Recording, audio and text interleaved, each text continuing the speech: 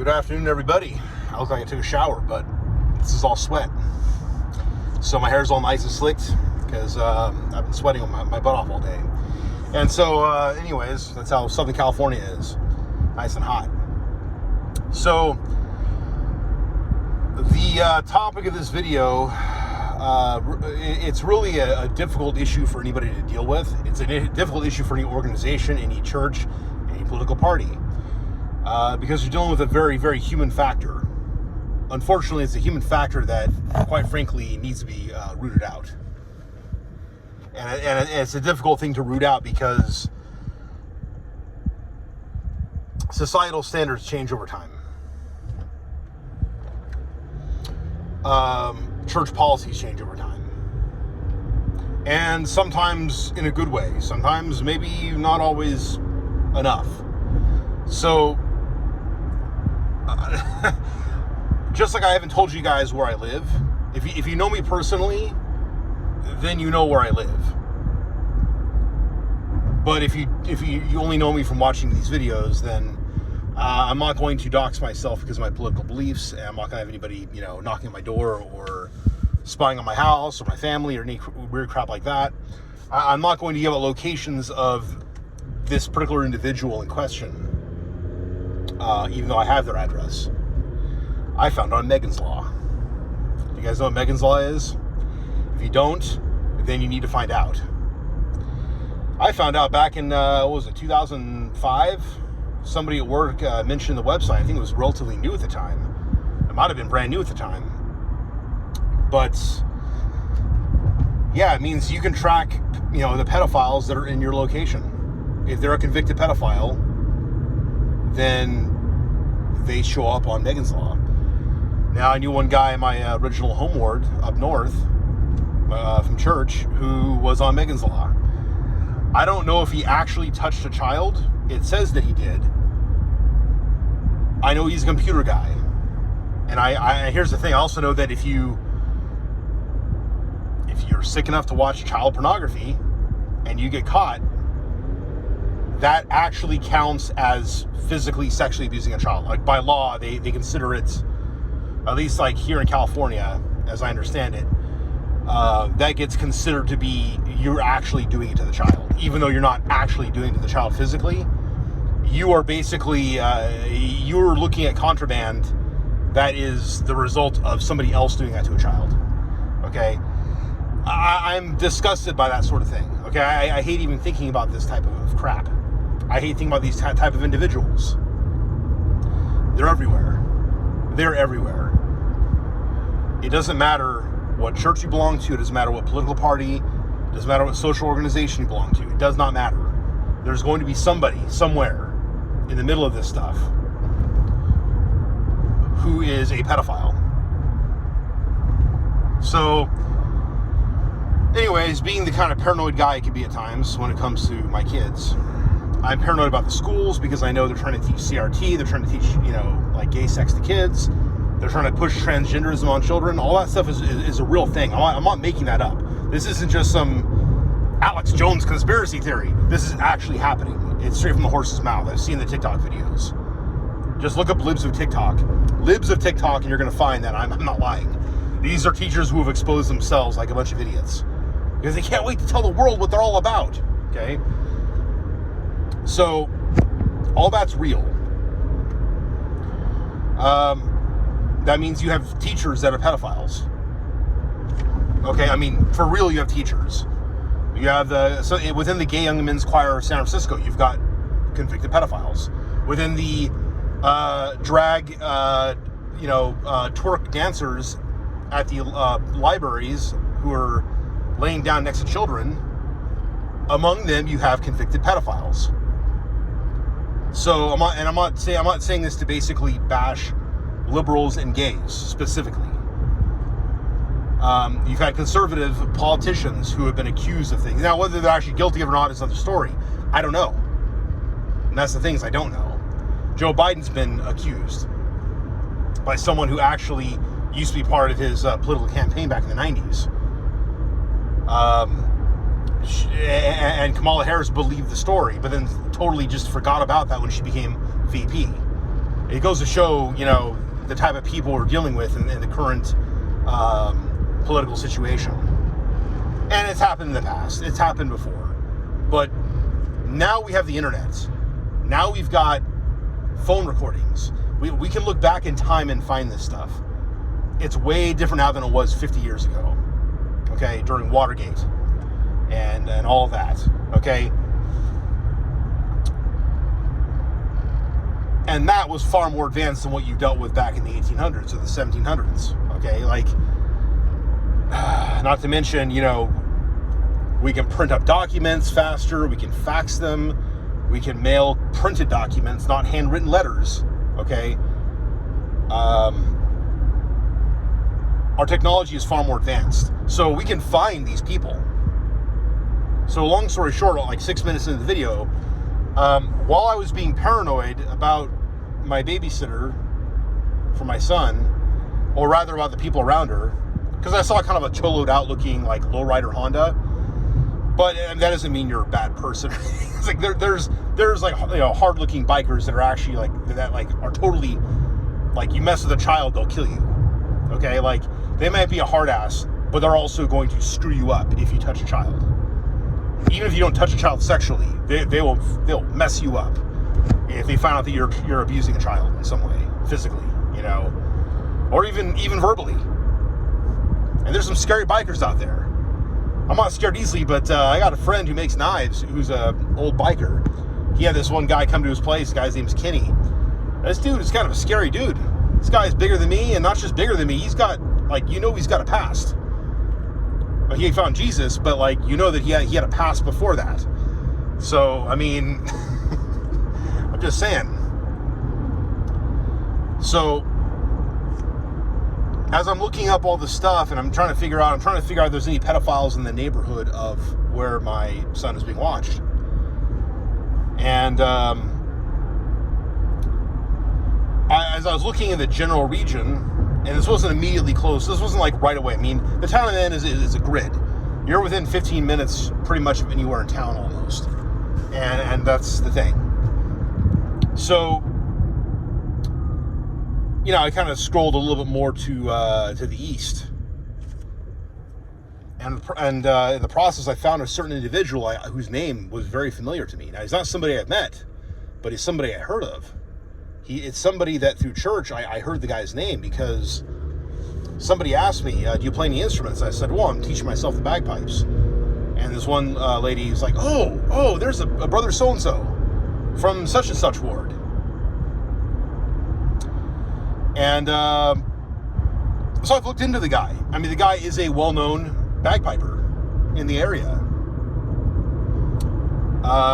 He is a member of that very ward that she mentioned.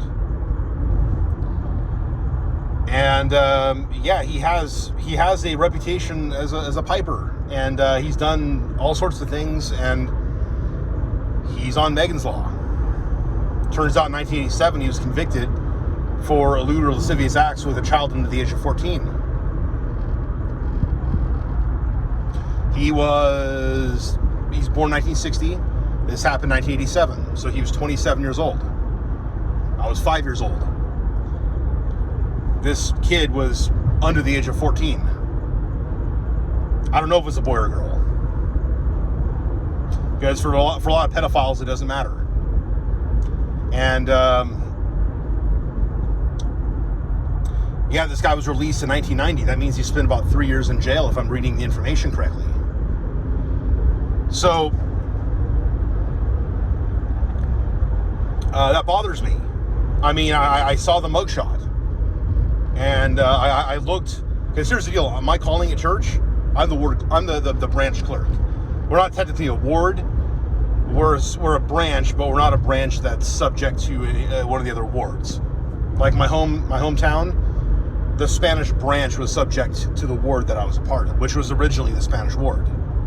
So, anyways, that doesn't really matter. I'm just kind of mentioning that just for the heck of it. But anyways, but because of my calling, I can see more than the average member can see when going on to the church's website and looking at looking at tools. So I can find people in other wards or branches that are within the stake that I belong to. So I looked it up and I saw the picture of him. I saw the picture before. I think I even looked him up on Facebook just to see just to see the name and the face of the piper that I had heard of. And it really saddens me because this is a well-known piper. This is somebody who is apparently liked at church. And this is somebody that molested a child back in the 1980s and served time for it and got released after apparently about 3 years approximately.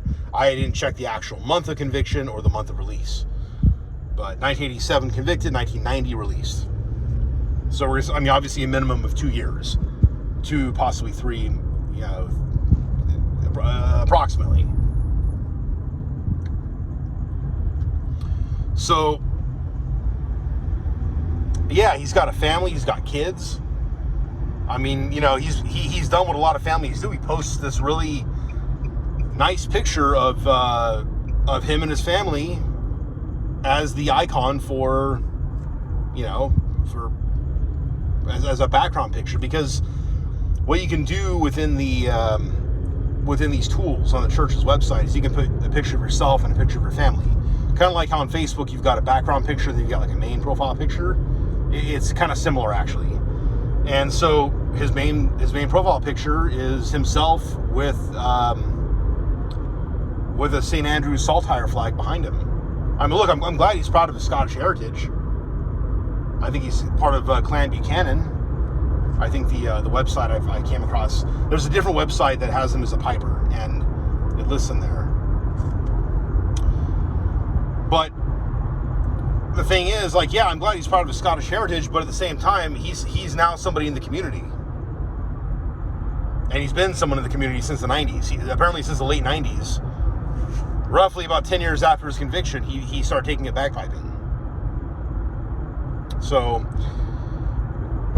yeah, if I want to find information on people, I'm going to find information on people. Especially when I find out that they're a convicted pedophile. And they belong to the same church I belong to. Not the same building, not the same branch, the same ward, but the same stake. And now I have to ask my branch president, next time he brings up, hey, we're going to have a little get together. We're going to do this ward camp out or state camp out. There's these great camp outs that,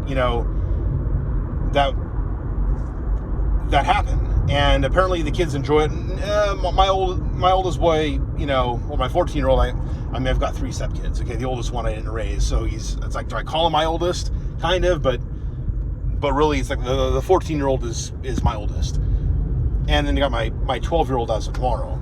So they've gone on a trip or two, but I know the branch president's all super excited because one, I actually wouldn't mind going to this particular island that they were planning on going to, or this one beach that they actually did go to that my kids went with.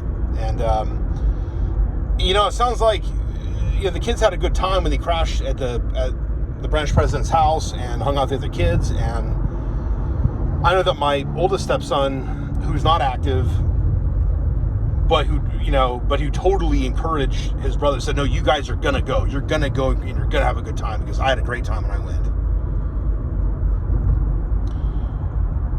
He was super, enthusiastic that they go. He was insistent that they go because of his good experiences. So I know our branch president's a good guy. I know he's a good guy. Plus, I hate to say this, he didn't pull up on Megan's Law. He's not super far. He's about maybe a couple roads over or a few blocks over from this convicted pedophile.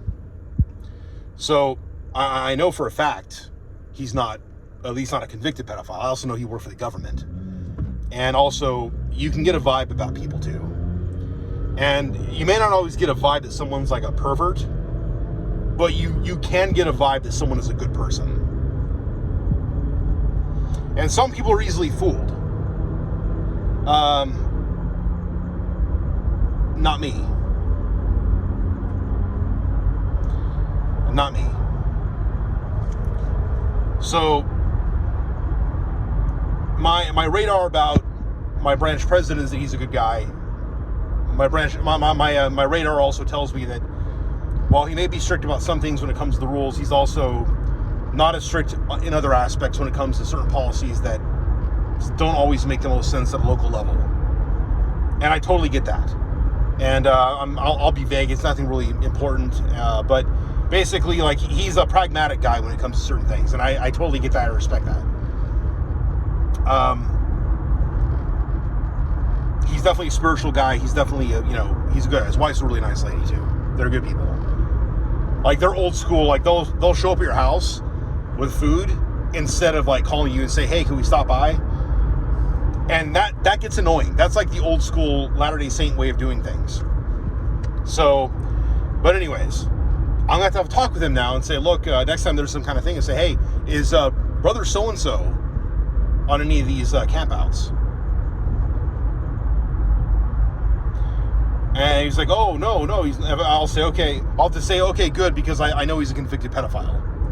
I was on Megan's Law. I know he's a convicted pedophile. I can't have anyone like that near my kids. And most likely, if his answer is no, he can't go to these events, and he's intentionally vague. As a bishop or branch president is going to be kind of vague about stuff like that because they're not supposed to divulge the stuff that others may have repented of. Basically, he may be vague about that, but then I'll say, okay, good. I'll probably say something like, yeah, good, because he's a convicted pedophile. I was on Megan's Law and I found him. And he'll be like, he might just be like, he might be like, try not to like be affirmative, but still kind of be affirmative without being affirmative. So we'll see how that goes. Next time our Presidente wants to bring the boys on a camping trip, I'm going to say, yeah, let's talk about this other guy. And let's also talk about this. Is there anybody else that goes on these trips that... I mean, have you checked the records of these individuals? Have you done a background check of these people? Now, since he worked for government, I know, and he worked on computers, I know he knows how to do that. Like, I have no doubt in my mind that he knows exactly how to do that. And I'm going to have to ask that question now. And I see part of the reason for this video, now that we're 17 and a half minutes into it, isn't just because of me discovering that this only bagpiper in the church in this area is a pedophile. Look, he may have done nothing since then. He may actually have repented and changed his ways. It's not good enough for me. I hate to say it. I mean, as a parent, that doesn't work for me 100%. It's like, I want to give people a chance to repent and all that type of stuff. That's what the church is about. But I'm not going to allow a pedophile, a convicted pedophile, even a penitent one, even one who may have legitimately changed their ways around my kids. I'm not doing it. Sorry. That's not happening. So, something else came up recently. A couple things came up recently in the last, probably several months or so. One came up more recently where, we're talking weeks ago, where, and this is probably a month's old or maybe even year-old video that I found on YouTube. And the guy that was the main narrator, the main guy being interviewed, was he left the church, and he claims that this is kind of the reason he left, but usually in these situations there's other reasons why they left. But basically, you have this guy who is a convicted pedophile. Well, he moved into in this one area, and nobody did a background check on him, and he was called to be Elders Quorum president. And the problem is, no one did a background check on him. He'd already molested children before that. And then, using his position as Elders Quorum president, he got closer to other people's kids. Now, here's the thing. We have a culture in the church where it's like, ward family is family. We have this, it's like, when you're being very spiritual, a lot of things, you start to really see things in a good way. You get to a good spiritual place within yourself. And you see other people trying to live the same beliefs and try to, and who are sharing this experience with you. They kind of become like spiritual family, and it's not just that we spend Sundays together. There are service projects that happen. There's a lot of things that go into the way the church operates. And it is a lay clergy. We have, I mean, no one's getting paid to do this, so, when you're in a position like this, you need to always be responsible. And if you can't handle the position because you got those kind of problems, don't accept the calling. Or be upfront and say, look, I'm a convicted so-and-so. I don't want to even say this stuff, but, because I'm truly repentant and because I know I've got weaknesses, you can't leave me around kids or whatever. You know what I'm saying? Like, be honest with your bishop if you got that kind of problem. So, this guy, obviously not penitent, obviously didn't tell the bishop. And then come to find out, this one kid was apparently had been approached and basically was molested by this guy. I think several times. And the way the church does it is like I've heard different things. You hear one thing on this one video, and then I've heard other things from church, right? Which is like what I heard like back when Copper was bishop of Watsonville. What I had heard was now it's like if you commit a crime or like basically like if you commit like a big crime, they're actually supposed to call the cops. They're supposed to notify the legal authorities. And so I realized there's this fine line. Like, what if you committed a crime like 20 years ago? Let's say you already were convicted of that crime, and then you repented, and then you do tell your bishop, say, look, or you later on, decades later join the church, and you're like, look, I've repented of my sins. Yes, I accept the gospel. Like, you're probably not going to be like asked all the sins that you've committed before. And because you're not going to be asked all the sins you've committed before, it's like you get baptized and it's all washed away. Well, what if you still have these inclinations? And you haven't sought out the help that you need, if there even is help for such a problem, right? But you haven't sought out that kind of help. And then you start accepting leadership positions and you're now around children. Then what happens? So this is why, and look, I already know from experience what it's like to get a background check. When I was called to be the bear den leader in Cub Scouts, I was also simultaneously called to be Sunday school teacher for the kids at the same age. And basically, there's like a mandatory background check because it was Boy Scouts of America and the church was involved in Boy Scouts. Now we're not anymore because of the way Boy Scouts was going. Kind of let's have girl Eagle Scouts, even though it's a boys organization, and let's have openly gay leaders and openly gay Eagle Scouts, all this type of stuff. They're trying to push the LGBT stuff in Scouts. And Scouting is supposed to make boys into men. Okay, it's supposed to help you become manly. Obviously, there's been a lot of pedophiles in Scouts. And as soon as we left, we were 25% of the U.S. membership. We were 25% of the membership. We were about a third of the money. So we were paying more than our fair share. And we took that with us when we left, basically. We did a fundraiser, one final last hurrah to help out Boy Scouts, and that was it. And then after we left, guess what happens? A lot more pedophile allegations. Anyways. So, I'm already used to the idea, personally, of having a background check done because, of that experience. I'm okay with people in leadership positions having background checks done on them before they're given these type of callings. Now, obviously, there's a privacy issue. And you may legally have to ask, do you mind if you do a background check? Someone might say, no, I don't want a background check done. Now, saying no doesn't mean that you're guilty of anything. You may just not want you may just be against people violating your Fourth Amendment rights. And I totally understand that. On the other hand, if you're like, oh yeah, I'd love to work with little children, and they're like, oh, we gotta do a background check, you're like, oh, no, never mind. It's a good way to weed out the pedos out there, okay? So, nobody did that to this one Elders Quorum guy, president, and unfortunately, he was a previous offender, and he was a present offender, and there's other kids that he had approached and molested in the church.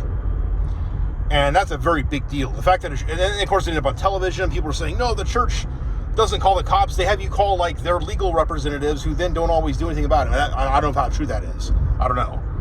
All I know is what I had been told before was that the bishop's supposed to notify the authorities, like the legal authorities, like the civil authorities. Okay. So that's kind of what that's what I thought was going on. And maybe it is what's going on. And maybe this one news story didn't get all the facts right. And yeah, there are some policies, there are certain things that need to be, addressed in terms of how we approach things, especially nowadays. Obviously, as times go on, the needs of the church, the needs of the members need to kind of change. We don't change our standards. We don't change our beliefs. We don't change our, like what the commandments are. But as far as our like regular policies, that stuff has to be updated once in a while. It just has to be. And I definitely think that if you're being called to a position of authority, they need to do a background check on you. Because children. That's why. There's this one guy, and this is a really terrible story. This happened I think about 2 years ago or something like that. I think it was in Lehi, Utah. There was a bishop that was a cop. And this guy ended up approaching young women, I think they were like underage, for to become prostitutes, to actually become part of a prostitution ring. This guy was a sick piece of crap. And this guy was bishop at the time. Okay, and this guy, what happened is, to the judge's credit, the judge gave him a load when he stood, before the judge. It was this guy, he's like, you are in a position of influence in your community. If you can't be the kind of person that your position expects you to be, don't accept that position, because people depend on you to be a better person than this. This judge ripped into him. The problem is I understand it. He was disfellowshipped, but he wasn't excommunicated because he said he was repenting, and all I'm seeing is bullshit on that. I'm sorry. Maybe he, I don't know. Here's the policy though. If there's even the smallest amount of repentance, and you're willing to go through the repentance process, what I was told is that they cannot excommunicate you. They can disfellowship you, but they can't. So you can't take sacrament. You can't get prayers. You're basically you're there, but you can't do anything but be there, pretty much.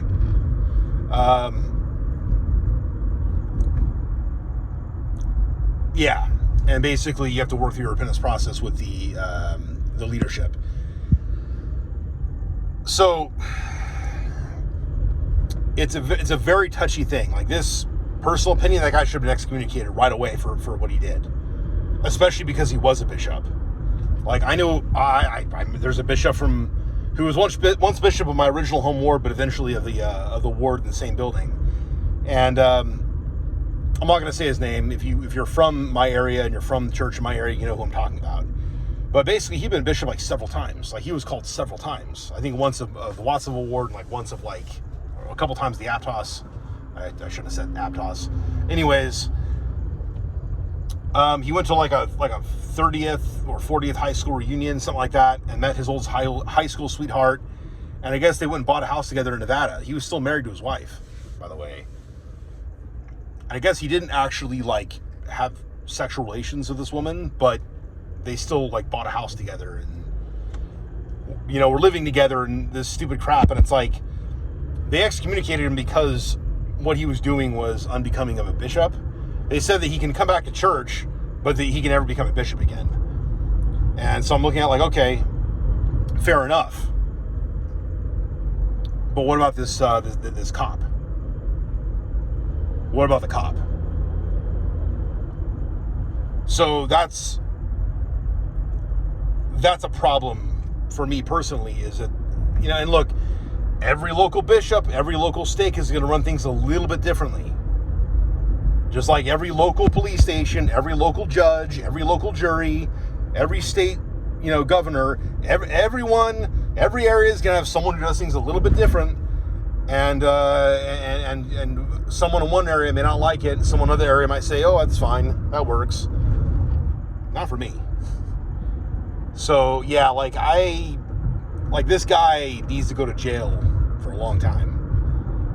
And he needs to be excommunicated. Like, there needs to be a special category for people like him, where they do repent, they do come back, they can, like, never go to the temple again or something like that. There needs to be something, some kind of punishment that lets people know you do not get to do what this guy did. So it's very touchy because every church, every like I said, this is the third time I'm saying this, every church, every political party, every social organization is going to have somebody who's doing something they shouldn't be doing when it comes to children. And it sucks because you can find these people on Megan's Law. And here's the deal. You can do a background check and the guy could still be a pedophile, or the woman. See, women do it too. It's not just men. And it's only in more recent times they're even talking about the women pedophiles. But they're all over the place. My wife and I know a social worker at a church who's adopted or was foster mom to several children, including a set of twin boys and also a boy and his like baby brother, like a teenage boy with his like baby brother, 2-year-old, baby, like this woman is a good woman. She's like someone that reminds me of some of the good people in my family. And I mean, this is a good lady. And she was telling my wife some bad stories, about women pedophiles. So they're out there. They are out there. And with evil becoming good and good becoming evil, and right becoming wrong and wrong becoming right, as things are becoming in this world these days, you got people in the church whose morals are very different than they're supposed to be as members of the church to begin with. Then you have that type of problem. And I think there's less female pedophiles, but they're out there. You got to be careful.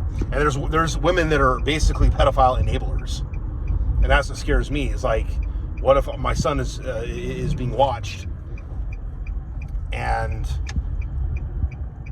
then it turns out that what is being watched, and it turns out like one of the sons or like the husband or the brother or somebody touches my son, and then the woman doesn't say anything to my wife and I because she doesn't want to get in trouble or get the family in trouble or cause a ruckus in her own life. Like that's something that scares me, because you have enablers like that. So they're everywhere. So don't blame the church. The church definitely could fix some of its policies, though, when it comes to these people. I mean, it needs to come from the top down. It needs to be some ironclad rules that need to be changed, in my opinion. If I were in charge, I definitely would change rules a little bit on some things. Anyways, I'm trying to get gas. Looks like it's going to be hard to get gas. I got to turn my car on. Anyways, guys, I'll talk to you later. Take care. Bye.